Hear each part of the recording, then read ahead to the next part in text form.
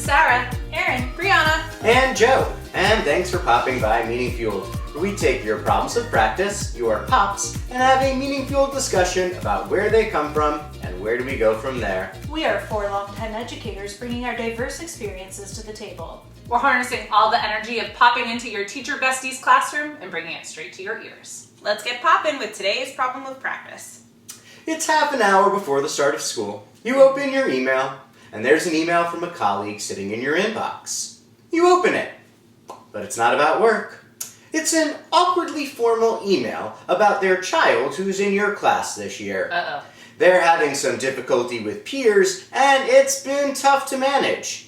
You close the email because you are not diving into that right now as you head to the copy machine to make a few quick copies before the kids arrive. Of course, as you turn into the hallway, who do you run into? How do you handle having faculty kids in your class? So for those who don't know, this is a thing, or sometimes a perk, if you will, for teachers that some districts allow you to bring your students to the school that you teach at, even if you don't live in that community. So that kind of, I think, increases the prevalence of this potential issue because, you know, there are certainly some people who are able to live in the town where they teach. That's not us. No, I don't know that I wanted to be. I don't know that I want to be, but I couldn't afford to live where I work. Let's just throw that out there. But, you know, this is a thing that happens, and it brings with it a host of challenges. So, taking this situation, how do you, as a teacher, deal with the challenges of having a colleague as a parent? So you know I love a boundary. Boundaries get crossed in this type of situation. Your colleague is approaching you in the middle of the day or coming into the classroom to talk to the child. That can sometimes happen. Yes. If their dismissal plan changes or something, and they, I'm just gonna let them know what's going on for this. It's just boundaries get crossed and it gets very uncomfortable. And how do you deal with that situation? It's awkward. I've had the bringing of snacks. Yep. Dropping them off, then there's random Doritos at your door. And it's like the kid knows somehow. I've seen a person order DoorDash and then drop off a McDonald's lunch to their kid, and the other kids are like. I mean, it's even less subtle. We'll be just walking my line down the hallway, and then they'll see their parent coming the other way with their class, and get out of line and go hug them and whatnot. And it's just break all the routine. Right. Yeah. And there's certainly an equity issue. And it's a hard line to hold. You can't be no, don't do that. Well, right. And that's where the boundaries are so hard to set because. And I guess the inherent challenge in all the things we're going to talk about is that, did I ever say something to my colleague about the hallway hugs or the snack? No, never. No. Because I felt... No, because it's awkward. It's so awkward. It's uncomfortable. Yeah. Well, and then if you take that a step further, if this kiddo has academic challenges or your problem kind of alluded to some social challenges, it's so awkward to discuss them and deal with them when you've had conversations about other kids with this person as a colleague and then have to talk to them about their own kid. It can just be really strange for your interpersonal staff dynamics. And then it becomes a bigger piece if you have to involve the speech language pathologist or the occupational therapist or the reading teacher. It just has so many layers of changing your relationship with your colleagues and how you talk to them. And I feel sides often get taken too when it comes to the larger team, and who's more on the colleague parent's side and who's more on your side, and like, you know. And it can go both ways. It can be like, oh, my kid needs so much more help, and you're sitting there being like, they really don't, Yeah. right? Yep. Or like, your kid needs so much more support, and like you're they're kind of good. blind They're to great. it. They're doing And just fine. It sets you up to be so adversarial. Right. These are hard conversations to have with any parent. Right. You know. And then you have to see them every day. Right. And I'm guilty of, in this situation, like literally becoming like, what is that, Spy versus Spy? Like, I would like enter the hallway and like Look around the corner. you know, like behind my locker. Like, do I see them? Am I clear? Can I go? Like, And you shouldn't have to feel like that. like, but you do, because you're, you know, like, you're not. We're conflict avoidant, right? I think by nature, most people, like, nobody likes conflict, and it's just so awkward to then be like having this, like, you know, fake how's the weather conversation with the parent, because you certainly can't talk about the things, but they know that they sent the email about the things, or you had to tell them that hard thing. Like, it oh my god, I cringe. It's so cringy. I Yeah, can like feel the hairs on the back of my neck standing up. I'm like, oh, I don't even like talking about it. I mean, again, I wouldn't like it if no one would like it if like any parent would just like be able to like walk into their room in the middle of the day, or you'd see any parent in like the your hallway. pancake parent? Like your Right, pancake yeah. So like, you know, it's Yeah, it's so hard. So I mean, yeah, it's like, it's one thing to, again, like when this is academic based, but I think this is like a totally another beast when the communication that you're having to have about all this is around like social issues and potential, you know, bullying, teasing situations, and like, you know, I get it from like the colleague's perspective, their kid's coming home upset or, you know, whatever, but then, you know, they're coming in like full...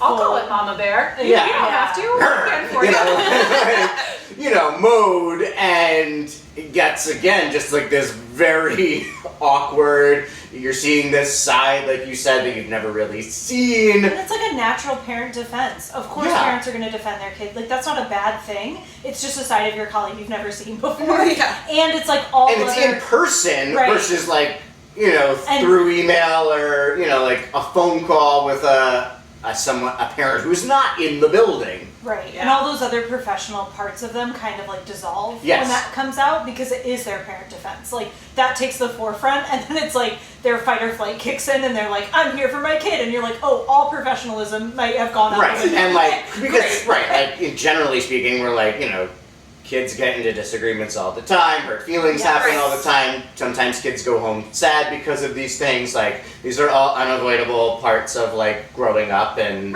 you know, going to school, but, I think when there's, like, a bit of being too close, too, especially when, like, I've had it where they, like, you know, they know of some other kid in my class, you know, the bad kid or whatever, and then now their kid is in their crosshairs, and they know that that's a bad kid, and that, like, they know too much, and the knowing too much, like, their, like you said, Aaron, their objectivity, like, has gone out the window.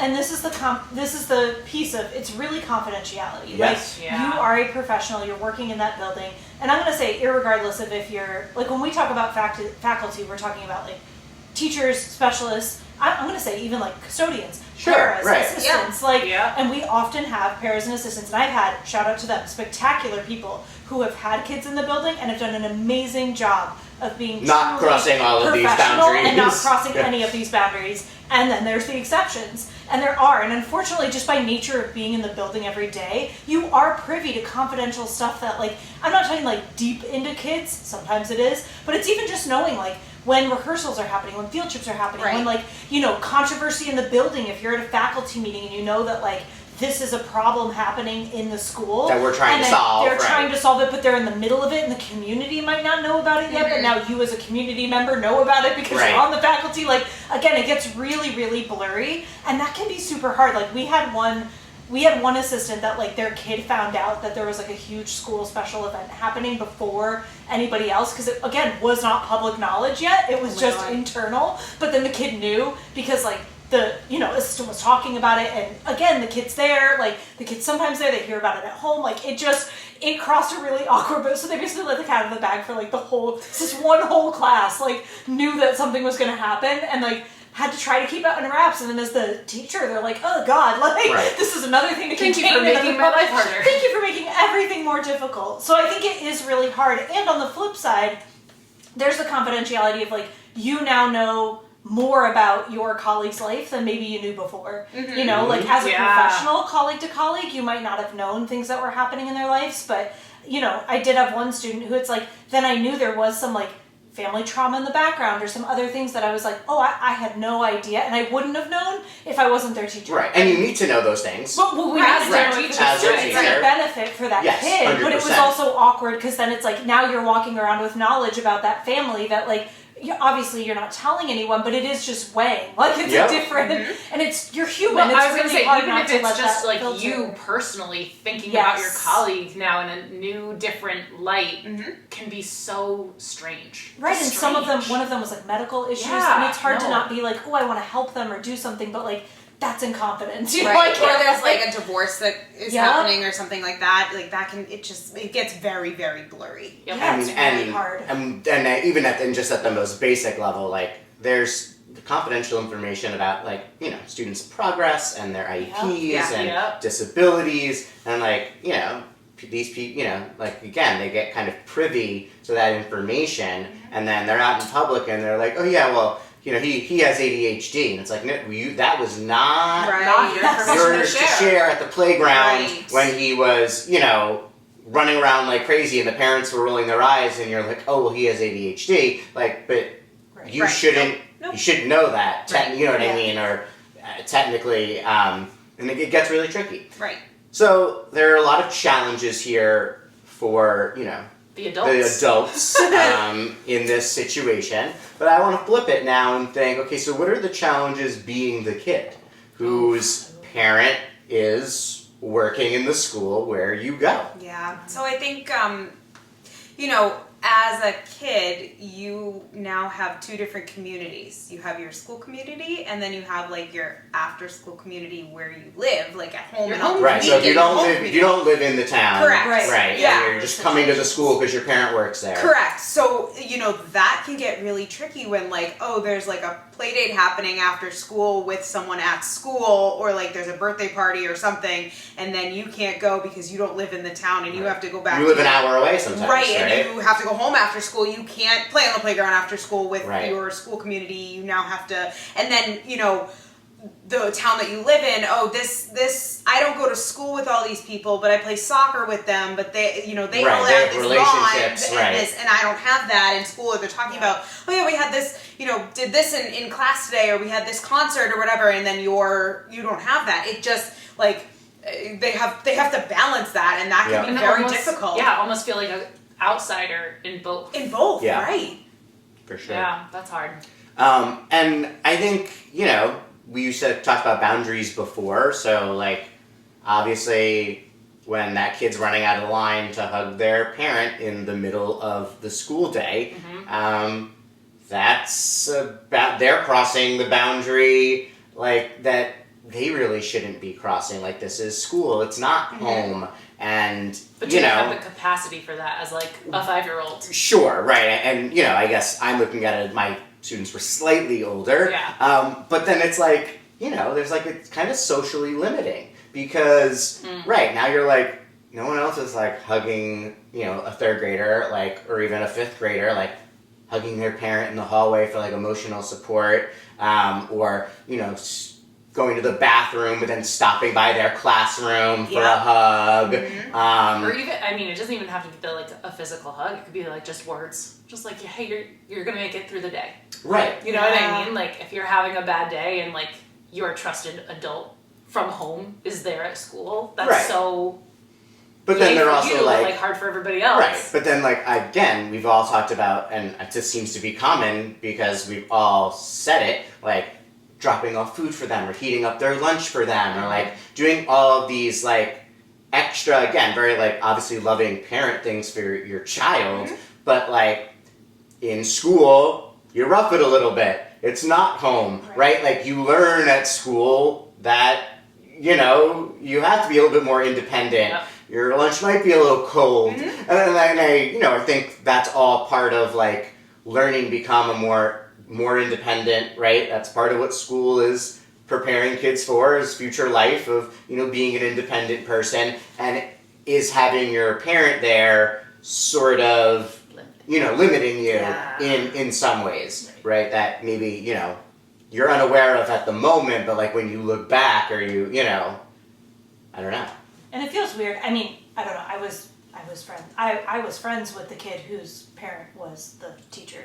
So I had a couple friends growing up that like their parents were my teacher at some point. Like one was PE, one was math, like, and I, you know, you also get to know that teacher from a different like perspective, right? Like it's almost, I had to code switch to be like, oh, they're my teacher, and now like, now they're my carpool. Oh, whoa. Now I'm like at their house and they're in the kitchen, and I was like, oh, I never knew that I got to see Mrs. Hugh in the kitchen. Like, you know, I've seen insider information. However, also be friends with the PE teacher, because that's fun, because they have like, you know, after school you're waiting and they're Can like, you go play with a parachute? so I'm hanging out in the gym playing with all the little scooters we used to go on, and like she was like, oh, we're setting up, you know how like they used to set, well, back in the day they used to set up like obstacle courses and stuff, so like we would get to help set up the obstacle course. So I was like, yeah, I put out this mat when we got to PE. I was like, yeah, I did this part. Like it was cool, you had a privilege. It was like fun to kind of like have that, but it was also weird to code switch to also, you know, have to understand that that's like as that, to be like, that's my friend's parent there, this is also like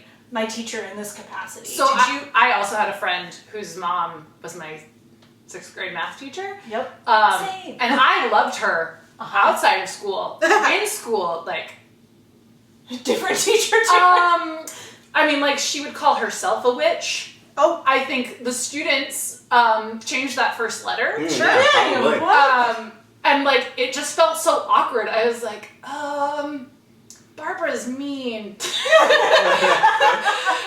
But like, I know her as Barbara. I grew up with her. Like, I was just gonna ask, did you guys call these people by their first names outside of school? No, outside of school, because I knew her outside of school first. Okay. Yeah, no, outside. I don't know. My parents were outside of school. I was always Mr. and Mrs. Oh, different formal. Okay. It was definitely that, but it was also hard because like 6th grade, I had it where it was hard because even if we were doing like homework after school and I was at that math teacher's house, it was hard to be like, I didn't get today's lesson. I didn't understand what was happening. What? Like, and I can't, again, this is like tutoring. Like I can't like really cross that full boundary. So I was asking her kid, I was like, hey, like, can you help me? Like, yeah, that's hard. Though that is difficult. there were just those few little moments. Well, and if you're the kid whose like parent is hated, ouch. Right. But I always go negative, and I'm sorry, guys, but like, I just also think of the challenge of what happens if you, as the teacher, lose your position and your kid now has to change schools. This happened. Or in my last school. Or you choose to like move on.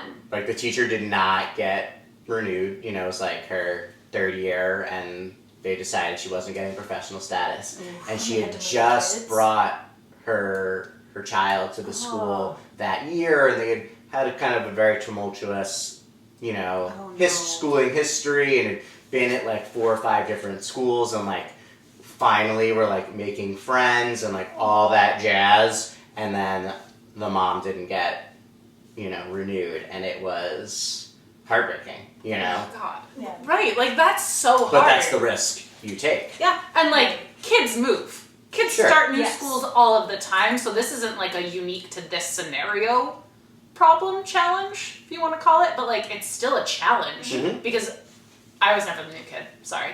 I know people here have been though. And that must be so hard. I don't know. My heart breaks for those little kiddos who have to like deal with a big life upheaval like that. And so given all of these challenges, both for the teachers, the parents, the kids, you know, why do people still do this? And I think, like, sitting here right now, if I had young kids, I might consider bringing them to the district that I work in. So And, I guess the reason for that is simple. Like, it's a better district than the town that I live in. Correct. It has higher quality teachers, and obviously I think the stuff we're doing and working on is great, and the education that, we're delivering is great, and, test scores are higher, and it's like you're privy to that background right, and it's better than, the town that I live in. So it's like in some ways, because schooling is tied to property taxes and all that jazz, it's better resourced. There's more options and things and resources available in the district I work in than in the town that I live in. And that's just how it is, Right, how that cookie crumbled, unfortunately. I think another piece of this is childcare, and Absolutely. I think about where I live and I think about where I work, and I have to drive 45 minutes to get to work, and if and when I have kids, I have to figure out who's going to get the kids to school in the morning, and if that can't be me or my husband, then maybe it's going to be easier for me to take my children to work. Right. And then they go off to their classroom, and that's just easier for me than having to find a daycare in the morning that opens at 7 a.m. Right. And childcare really, and the price of that really is taken into account here. This happens to one of my they had the policy that you could bring the kids to the school, and then they stopped it the year before she had kids. So then it was oh, now you work in just an hour and a half drive. Yeah. So it's really hard because now they didn't grandfather in if you were already there, so now her kids can't come to that district, so they're at the district near home. But it is really hard because that hour and a half commute, you have to leave at 4:30 in the morning. Right. So somebody's got to get your kids up and ready. You're not going to wake your kids up at 4:30.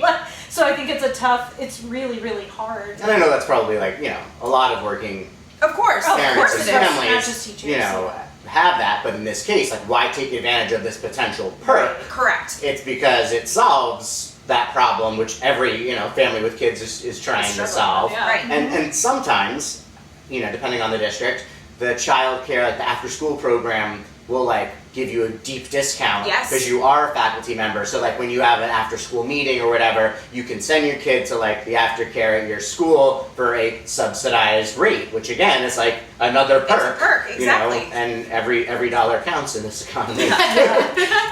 Well, and I just think of it from my perspective as an educator is I chose the district I work in because it aligns with my educational philosophy. And if I was a parent, why wouldn't I want that for my kid? I would. Right, yeah. I'd want them in a place that aligns with what I think is the right way to go about this whole schooling process. So why not? Right. Why not Right. choose? For sure. And If to the that option's note, there. you're the person in the building actively helping to build the culture and build the school that you want, right? You're contributing, so why wouldn't you want your kid to benefit from that contribution? Oh yeah. If I'm there to change the culture in my building and make some cool pep rally or thing or stuff, cool, my kid could benefit from something I directly did, awesome. Yeah. So if we are saying, all right, this is something to consider, what are our recommendations for the parents who do decide to send their kids to school where they work? Okay. I think whether you are a parent or whether you are the teacher of that parent's child, you have to set a boundary. You have to set a boundary. And as the teacher, you have to set that boundary for that parent. But if you are the parent of a colleague who has my child, you have to think to yourself, if a parent did this to me, Right. what would I think? If a parent came up to me in the middle of the day to talk about their child, how would I be feeling? You Right. have to set that boundary and think about that before you even decide to bring your child to the same school that you're going to. I was going to say, Joe said earlier, we're naturally conflict averse and we want to have things go nicely, but I think having this as a very blunt conversation At the to start, begin, yeah. Yes. We'll help things go nicely. Right. Yes. We'll make sure the conflicts don't come up as Right. probably as Preventative often. measure. I don't think they're. And you they're have to have going that really, but forefront of thinking, how am I as the parent going to make sure that I don't make that teacher uncomfortable, make sure that my child is not uncomfortable, have the conversation with my child before all of this happens. I think that forefront sometimes gets missed a little bit, where it's like, oh, this is fine. I'm going, and you know, it happens, and yes, it's great, but you also have to think about all these things before you even consider doing this. And I think sometimes because of this situation, it's like best to take a more formal route and document everything. And I think that again on both sides. I think if you're the parent and it's a colleague, like go by the book. Don't be informal about things, right? Send the professional, you know. Not a text message. Not a text message, right? Oh, Johnny's not going to be in today, right? If the procedure is email the teacher or call the office, like follow the procedure. And then on the flip side, right, as the teacher, don't stop them in the hallway. Oh, she was a little upset during the math test today. Like, I don't do that either, because now you're inviting this informality about it. It's like, nope, I would send any parent an email about that, or I would call, you know, any parent about that. Now, I might, instead of calling, stop by their classroom and say, you know, like, I don't need to be ridiculous about it after school and say, hey, I was going to call you. Like, do you have a minute now, or did you want me to call you? Like, but, you know, so I mean, I don't mean like, don't acknowledge the fact that you know them and they're there, but still try to follow the same types of procedures you would follow with any other, and maybe even a little bit more intentional, just so you're not opening the doorway to the text message about something, you know, in the future. Yeah. And in terms of following procedures, I think also just in case things, like Sarah said, something will come up eventually, right? You also have to make sure that, like, you go through admin. I mean, that's just, you know, if you have to get there, that, like, you know. I know we had one colleague who used to be like, I'm wearing my parent hat right now, I'm wearing my teacher hat right now, which sounds really dorky, but like also kind of just gave a code switching of like, hey, this is the perspective I'm coming from. And I think administration, I've seen principals know, I mean, they know that it's also their, you know, subordinate's kid. Like, it's also a relationship for them. And if things do go south or become a little bit more difficult, or even if they're not like conflict difficult, just again, having to deliver difficult news, having to like have that difficult conversation, make sure you're using your resources and you have a neutral third party. It's not like a diss to the conversation, it's more of just having someone like to be able to me mediate. Versus you. Right, it's not like a conference, we're just right. having a neutral listener, just to make sure the message gets through. Whether or not that's like a guidance counselor or specialist or a coach or someone that's trusted, that they also know in the building. And I'll say it does come up. You know, my 6th grade math teacher's son, who was really good friends with me, made trouble all the time. Brilliant kid, got into purposeful, silly trouble all the time. So, like, she was always like, oh, nope, here I go again. Like, being brought into the office for this. Like, and it kind of became, like, a little sense of humor, but then she was like, man. Right. Like, so I think it is having that. Because you're like, all, I mean, in that case, you're worried about people judging you as a parent. Absolutely. And, like, There's that other side of, like, feeling shame. I definitely had, you know, some of these parent colleagues, like, you know, break down in tears over situations, and I think part of that was the situation, but the added layer of, like, you're seeing my kid go through this situation, or now you know my backstory and my baggage, and that kind of added layer makes it even more emotional. And even if you're not, like, they might perceive correct judging them, correct.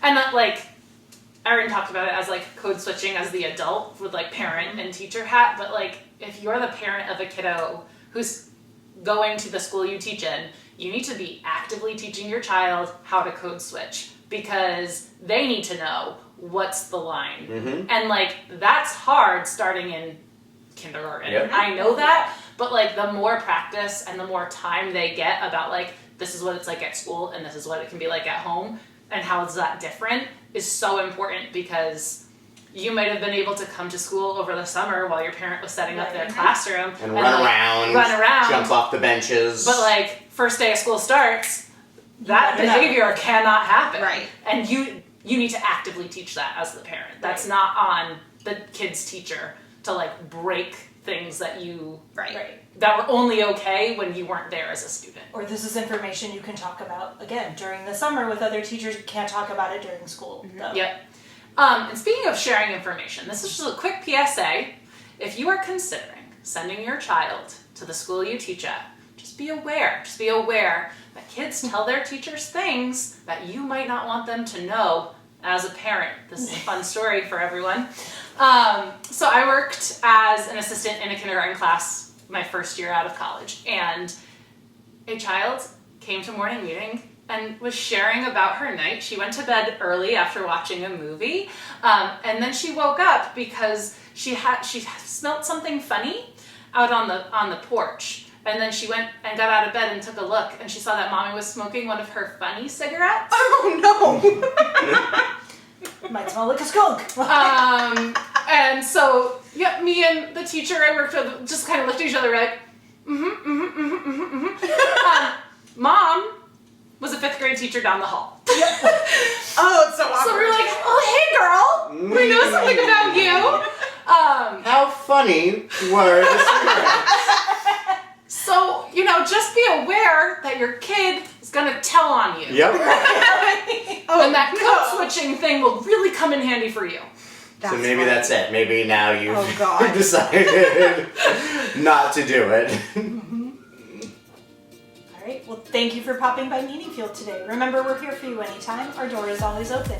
You can visit our website at getmeaningfield.com for ideas and inspiration to bring to your classroom. Follow us at Get Meaning Fueled on Instagram, TikTok, Blue Sky, and Threads, and Just Meaning Fueled on Facebook. You can share your own thoughts on this week's pop by commenting on any of our posts this week, or by finding the full-length episode over on YouTube. And do you have a problem of practice you'd like us to discuss? Send it to us with a DM or at getmeaningfueled@gmail.com.